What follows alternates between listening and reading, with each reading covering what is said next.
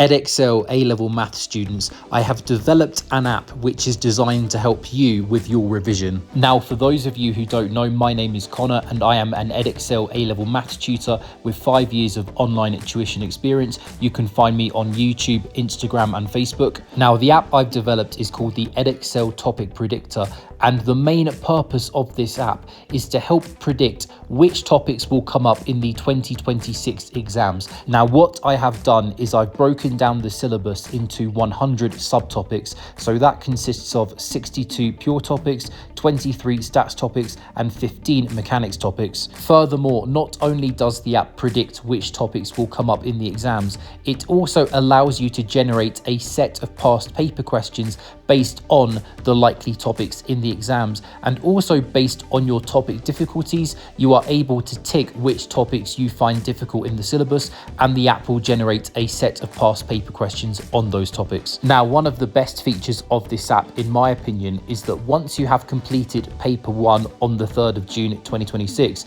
you are able to log into the app, select which topics came up in paper 1, and then the app will re-rank the likelihood of topics to appear on paper 2 based on those topics that have already appeared in paper 1. Now, I should add the disclaimer that, of course, no model for predicting exam topics is going to be 100% accurate, but I will give you a breakdown of how my model works. So out of the 62 pure maths topics, approximately 40 of them appear each year in every exam series. For stats, approximately 12 of the 23 appear, and for mechanics, approximately 6 of the 15 appear. Back testing the model for the 3 exam series in 2023, 2024 and 2025, the model had a 93% accuracy of predicting the top 5 most likely topics in pure maths. Now, in the applied, the model is a little bit lower, but that is to be expected because there are fewer topics in the applied side of the syllabus. For pure maths, the model had a 90% accuracy of predicting the top 10 topics in 2023 and 2025.